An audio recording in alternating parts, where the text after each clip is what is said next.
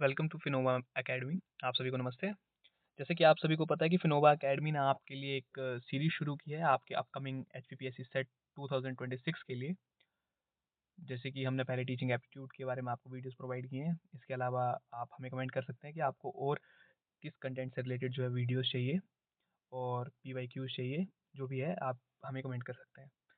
और इन वीडियोस को बनाने में बहुत ज़्यादा मेहनत लगती है इस कंटेंट को बनाने में, तो आप सभी से मेरा यही रिक्वेस्ट रहेगी कि अगर आपको ये वीडियोस कुछ भी फ़ायदा दे रही हैं, तो इसे आगे से आगे शेयर करें और सब्सक्राइब करें चैनल को। और कोई आपका फ्रेंड वगैरह अगर इसकी तैयारी कर रहा है इस एग्ज़ाम की, तो आप उसे ये वीडियो शेयर कर दें। ठीक है, तो आज हम पीवाईक्यूज़ लेके आए हैं आपके लिए। ये सभी पीवाईक्यूज़ जो है वो आपकी मदद करेंगे आपकी प्रिपरेशन को और ज़्यादा एनहांस करने में, और ये हेल्पफुल होंगे आपके अपकमिंग एग्ज़ाम को क्रैक करने के लिए। तो हमारा जो फर्स्ट क्वेश्चन है वो है, the first virtual university in India was establish in which state. आप सभी पहले वीडियो पॉज कर सकते हैं और उसके एमसीक्यूज के आंसर को देखने से पहले जो है आप खुद उस एमसीक्यू को सॉल्व करके फिर उसके बाद ही आप जो है आंसर देखें। इससे आपके एमसीक्यूज को सॉल्व करने की कैपेबिलिटी जो है वो बढ़ जाएगी। चलो, हमारा जो फर्स्ट क्वेश्चन है वो है, the first virtual university in India was established in which state. तो कौन सी स्टेट में जो है वो एस्टेब्लिश हुई थी फर्स्ट वर्चुअल यूनिवर्सिटी। आपके ऑप्शन है, ए महाराष्ट्र, बी तमिलनाडु, सी दिल्ली, डी कर्नाटका। तो हमारा सही आंसर है वो है Delhi. The first virtual university was launched by IGNOU. आप ये भी ध्यान रखिएगा कि आने वाले टाइम में ऐसा भी एमसीक्यू बन सकता है कि फर्स्ट वर्चुअल यूनिवर्सिटी जो है वो किसने लॉन्च की थी। तो आप ध्यान रखिएगा, इग्नू ने Indira Gandhi national open university में कब की थी, 2001 में। और इग्नू का हेडक्वार्टर कहाँ है, न्यू दिल्ली में। इसीलिए इसका आंसर, सही आंसर जो है वो है दिल्ली। हमारा क्वेश्चन नंबर 2 है, what is the full form of GIF. GIF की फुल फॉर्म क्या है। तो ये जीआईएफ जो है वो आईसीटी से रिलेटेड है आपका क्वेश्चन। तो इसका ऑप्शन है, ए है graphical information file, B graphics interchange format, C general image format, या डी ग्लोबल इमेज फाइल।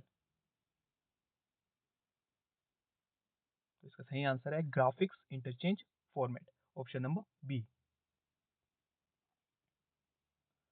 हमारा थर्ड क्वेश्चन है, the idea of the four pillars of education was suggested by. जो four pillars of education का idea था वो किसने suggest किया था। आपके पास ऑप्शन है, UGC, UNESCO, NCERT, AICTE.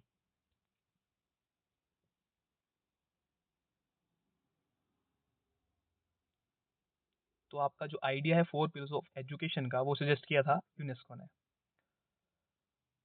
Four pillars of education आपका, मैंने जैसे बताया कि यूनेस्को ने जो है वो सजेस्ट किया था। यूनेस्को की फुल फॉर्म जो है वो आपसे आने वाले एग्जाम में जो है वो पूछ सकते हैं। तो यूनेस्को की फुल फॉर्म है United Nations Educational, Scientific and Cultural Organization. इसके अलावा जो है डेलर्स कमीशन ने इसे प्रपोज किया था 1996 में। और इसके अलावा जो है फोर पिलर्स ऑफ एजुकेशन है आपके, learning to know, learning to do, learning to live together, learning to be. Learning to know का मतलब है knowledge and learning skills. Learning to do का मतलब है जब आप प्रैक्टिकली उस स्किल्स को इम्प्लीमेंट करते हैं या उसकी practical application. Learning to live together means की कोऑपरेशन, पीस और टॉलरेंस। और learning to be holistic personality development. ये पीवाईक्यू है जो आपका 2018 में जो है ये एमसीक्यू पूछा गया था।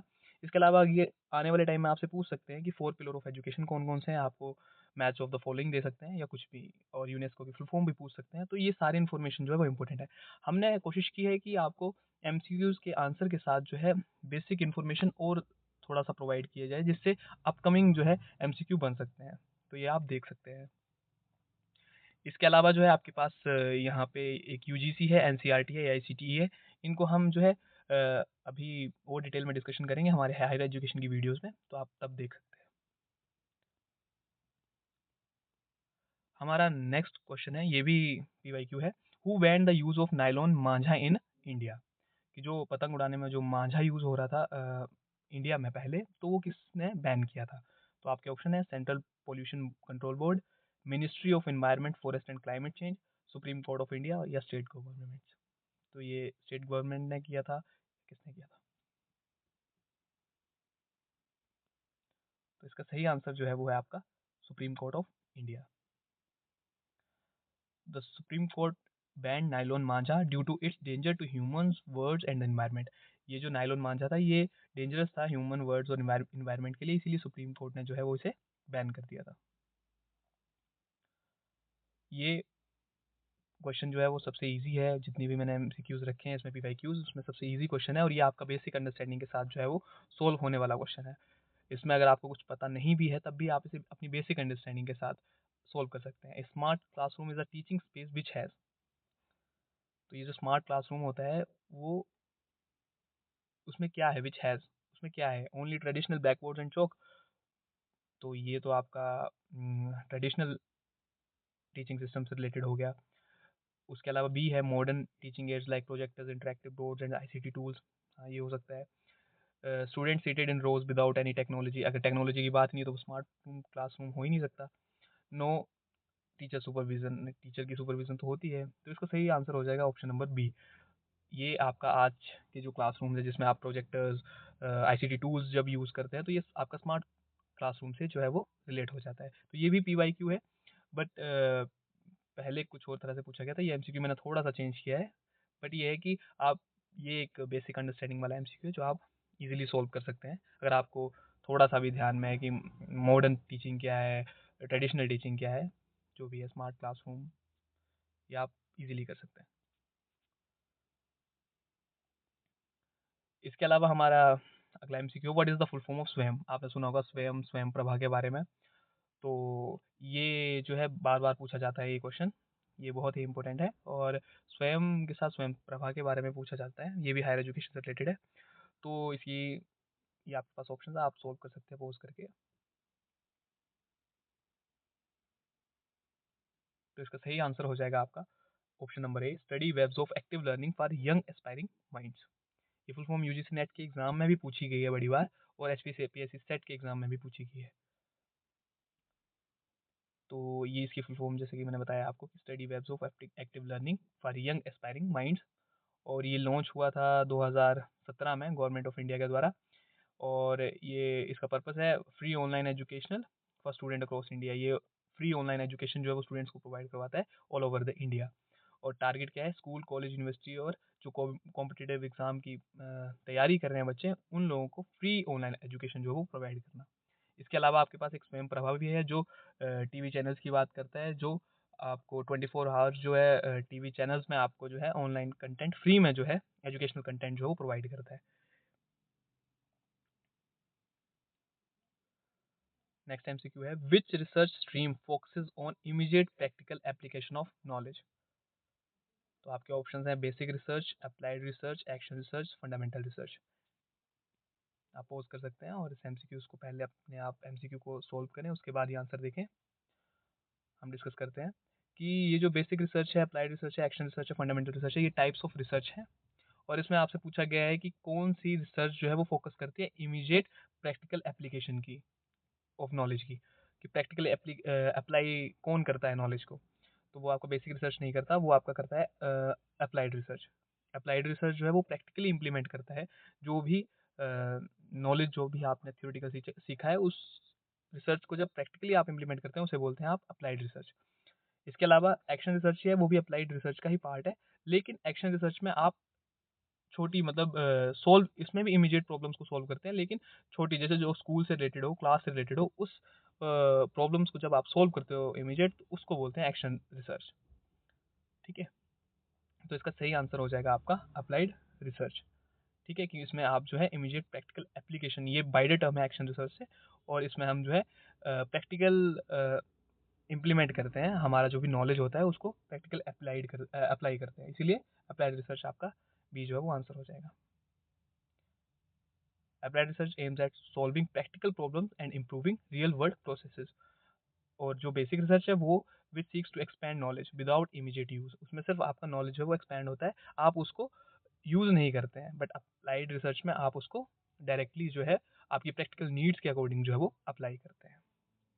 हमने आपको साथ साथ में एमसीक्यूज के आंसर के साथ साथ में एक्सप्लेनेशन भी प्रोवाइड की है। तो ये जो है बहुत मेहनत लगती है ये सारा कंटेंट बनाने में, तो आप सभी से मेरा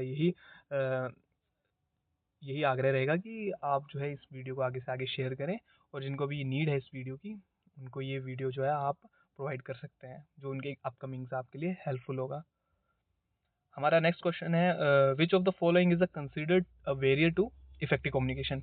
इस वेरियर जो भी हैं इफेक्टिव कम्युनिकेशन के, उससे भी आपको एमसीक्यू आना ही आना है एग्जाम में। अब बैरियर क्या होते हैं कि किसी चीज़ को जो रुकावट पैदा कर रहे हैं। अब कम्युनिकेशन क्या होता है कि आइडियाज़ को एक्सचेंज करना, एक पर्सन से दूसरे पर्सन के साथ में, या ग्रुप के साथ में भी हो सकता है। तो उसमें बैरियर का मतलब है कि जो उस चीज़ में रुकावट लेके आ रहा है, ठीक है? तो रुकावट कौन लेके आता है? वो कुछ भी हो सकता है, वो साइकोलॉजिकल बैरियर्स हो सकते हैं, आपके आपके सिमेंटिक मतलब भाषागत बैरियर्स हो सकते हैं, सोशल बैरियर्स हो सकते हैं, नॉइज़ हो सकता है, कुछ भी हो सकता है। तो ये आपके पास ऑप्शन है, आप सॉल्व कर सकते हैं, पॉज़ करके video. Clear articulation of ideas, language differences between sender and receiver, active listening by the receiver, ये पॉजिटिव हो गया। Use of feedback to clarify messages, अगर फीडबैक मिल रहा है ये तो ये भी पॉजिटिव हो गया, ये बैरियर नहीं है। ये तो सारी चीज़ें जो है वो कम्युनिकेशन के लिए चाहिए। Articulation of ideas, transfer of ideas होगा क्लियर, तो वो भी एक तरह का ज़रूरी है कम्युनिकेशन में। तो ऑप्शन नंबर बी जो है वो सही हो जाएगा, क्योंकि इसमें अगर आपकी लैंग्वेज डिफरेंस होगा सेंडर और रिसीवर के बीच में, कि अगर सेंडर जो है वो इंग्लिश जानता है और रिसीवर सिर्फ हिंदी जानता है और वो आपस में कम्युनिकेट करेंगे, तो उन दोनों के बीच में लैंग्वेज का डिफरेंस जो है वो हो जाएगा, जिसके कारण जो है आपका बैरियर आ जाएगा इफेक्टिव कम्युनिकेशन में। इसीलिए इसका सही आंसर हो जाएगा ऑप्शन नंबर बी, कि आपका अगर लैंग्वेज में डिफरेंसेस होगा तो आपका कम्युनिकेशन जो वो इफेक्टिव नहीं हो पाएगा। तो ऑप्शन नंबर बी जो है वो करेक्ट हो जाएगा। जैसे यहाँ पे भी हमने एक्सप्लेन भी किया है कि barrier to communication is anything that stops or distorts the message from being properly understood between the sender and receiver. जो भी कम्युनिकेशन में रुकावट लेके आता है सेंडर और रिसीवर के बीच में, तो वो आपका बन जाएगा बैरियर टू कम्युनिकेशन। हमारा अगला क्वेश्चन है find the missing number in the series. ये क्वेश्चन भी पीवाईक्यू है और ये क्वेश्चन भी आना ही आना है आपको। या तो मिसिंग नंबर सीरीज से रिलेटेड आ जाएगा, या तो आपको बोल दिया जाएगा कि सीरीज को कंप्लीट करो। ठीक है, तो 1, 4, 27, 16 और यहाँ पे क्वेश्चन मार्क है, और 36 और 344, तो इनके बीच में क्या आएगा? आप पहले अपनी कॉपी निकाल के इस वीडियो को पॉज करके अपने कॉपी में सोल्व करें इस क्वेश्चन को।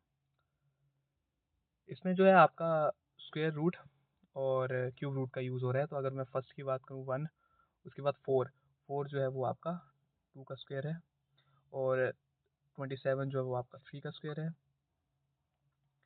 उसके बाद 16 की मैं अगर बात करूँ तो वो 4 का स्क्वायर है। तो हमारे पास पैटर्न ऐसा बन रहा है कि फर्स्ट को अगर मैं क्यूब मान लूँ, तो फर्स्ट जो है वो क्यूब से रिलेटेड है, उसके बाद 4 जो है वो स्क्वायर से रिलेटेड है, और 3 का फिर क्यूब है तो वो 27 है, उसके बाद 4 फिर स्क्वायर है। तो यहाँ पे अपकमिंग सीरीज़ में मुझे लगता है कि 5 आएगा, और 5 का आएगा आपके पास क्यूब, क्योंकि फर्स्ट में क्यूब, फिर सेकंड में स्क्वायर, फिर थर्ड में फिर क्यूब, उसके बाद फोर्थ में स्क्वायर, तो अब 5 का हमें क्यूब, तो 5 का क्यूब होता है 125, इसीलिए ऑप्शन नंबर 125 जो ऑप्शन नंबर सी जो है वो सही हो जाएगा। अब इस क्वेश्चन को सोल्व करने के सबके अलग अलग तरीके हैं। इसमें आपको क्यूब स्क्वायर्स के बारे में अगर जिसको बेसिक नॉलेज है वो इसको इजीली सोल्व कर सकता है। बाकी ये है कि हम अपकमिंग लेक्चर्स में मैथमेटिकल रीजनिंग के लिए आपको ट्रिक्स लेके आएंगे, थोड़ा कि जो भी एग्जाम से रिलेटेड क्वेश्चन उनको कैसे सोल्व करना है इजीली। जिनको मैथ में थोड़ी प्रॉब्लम है तो आप ये सब चैनल सब्सक्राइब कर लें, और अपकमिंग वीडियोस में हम आपको बताएंगे कि ईजी कि सोल्व कैसे करना है इन क्वेश्चंस को। ये क्वेश्चन भी इंपॉर्टेंट है, और ऐसे क्वेश्चन जो है आपसे पक्का ही आपके अपकमिंग एग्जाम में, चाहे नेट हो सेट हो, उसमें पूछे जाएंगे। तो इसका सही आंसर हो जाएगा ऑप्शन नंबर सी। इसमें आपकी पहले क्यूब रूट और फिर उसके बाद स्क्वायर रूट की सीरीज चली हुई थी 1, 2, 3, 4 ऐसे। अच्छा, इसके अलावा हमारा क्वेश्चन है, ये भी पीवाईक्यू है। इन द फॉलोइंग क्वेश्चन, ऐसे क्वेश्चन जो है वो आपको देखने को मिलते हैं असर्शन और रीज़न के। इसमें आपके पास असर्शन और रीज़न दी होती है। पहले आपको फाइंड करना होता है कि असर्शन ट्रू है फर्स्ट स्टेटमेंट, या और रीज़न ट्रू है। उसके बाद अगर दोनों ट्रू हैं तो क्या आपस में ये दोनों रीज़न जो है वो करेक्टली एक्सप्लेन कर रहा है असर्शन को या नहीं कर रहा है। इस क्वेश्चन को सोल्व करने का ये है कि पहले आप फर्स्ट असर्शन को पढ़ें और फिर देखें वो ट्रू है, फिर रीज़न पढ़ें, फिर उसको भी देखिए ट्रू है या फॉल्स है। उसके बाद इन दोनों का रिलेशन देखने के लिए पहले स्टेटमेंट फर्स्ट पढ़ें, उसके बाद बिकॉज़ लगा दें, और बिकॉज़ के बाद सेकंड स्टेटमेंट को जोड़ दें। अगर आपको लगता है कि ये करेक्टली एक्सप्लेन कर रही है और कुछ मीनिंग बन रहा है इन दोनों को साथ में मिला के, तो ही आपका ऑप्शन नंबर ए करेक्ट होगा। ये ऐसे ट्रिक्स हैं, ऐसे मतलब थोड़ी-सी इन्फॉर्मेशन है जिसके कारण जो है आप ऐसे क्वेश्चंस को जो है वो सॉल्व करते हैं। तो चलो अभी हम क्वेश्चन पढ़ते हैं। सेक्शन है हमारे पास, the birthday of India second president is celebrated as national education day. तो हमारे सेकंड प्रेसिडेंट ऑफ इंडिया कौन थे? डॉक्टर सर्वपल्ली राधाकृष्णन। तो जो हमारे सेकंड प्रेसिडेंट थे, उनका जो बर्थडे है वो सेलिब्रेट किया जाता है नेशनल एजुकेशन डे के रूप में। हाँ बिल्कुल, ये असर्शन ट्रू है। उसके बाद रीज़न की बात करूँ, the National Educational Day is celebrated all over India to enhance the quality of education and to strengthen the Indian educational institutes. हाँ, बिल्कुल सही बात है कि हम नेशनल एजुकेशन डे तभी सेलिब्रेट करते हैं ताकि पूरे इंडिया में जो है हम एजुकेशन की क्वालिटी जो है उसको बढ़ा सकें और इंडियन एजुकेशनल इंस्टीट्यूट्स को स्ट्रेंथन कर सकें, मतलब उन्हें और ज़्यादा जो है वो इम्प्रूव कर सकें। तो ये भी रीज़न भी बिल्कुल सही है। अब आपने देखना है कि रीज़न जो है वो करेक्टली एक्सप्लेन कर रहा है असर्शन को या नहीं। तो अगर मैं बात करूँ, तो हमने जैसे बताया था द बर्थडे बिकॉज़ लगाना है आपने इन दोनों के बीच में। तो अगर मैं बात करूँ, the birthday of India second president is celebrated as national education day because कि हम इंडिया के सेकंड प्रेज़िडेंट जो है उनका बर्थडे जो है सेलिब्रेट करते हैं नेशनल एजुकेशन डे के रूप में, क्योंकि the National education Day is celebrated all over India to enhance the quality of education. तो हम ये सेलिब्रेट इसलिए करते हैं क्योंकि एजुकेशन डे जो है वो इसलिए सेलिब्रेट हो रहा है कि ऑल ओवर इंडिया में क्वालिटी जो है वो एनहांस कर दें एजुकेशन की। ये दोनों आपस में कुछ मैच नहीं कर रहे हैं, क्योंकि इंडिया के जो सेकंड प्रेसिडेंट हैं उनका बर्थडे नेशनल एजुकेशन डे के रूप में मनाया जाता है, लेकिन इसका मतलब ये नहीं कि उनका बर्थडे मनाया जाता है इसीलिए जो है हमारी क्वालिटी ऑफ एजुकेशन जो है वो स्ट्रेंथन हो या इन्हांस करें हम क्वालिटी को। तो ये दोनों आपस में जो है असर्शन और रीज़न जो है वो करेक्टली मतलब एक्सप्लेन नहीं कर पा रहा है। जो रीज़न है वो करेक्टली एक्सप्लेन नहीं कर पा रहा है ए को, ठीक है? दोनों स्टेटमेंट्स ट्रू हैं, लेकिन जो रीज़न है वो करेक्टली एक्सप्लेन नहीं कर रहा है ए को, असर्शन को। तो हमारा ऑप्शन नंबर बी जो है वो करेक्ट हो जाएगा कि both A R and R true है, लेकिन आर जो है वो करेक्ट एक्सप्लेनेशन नहीं है ए की।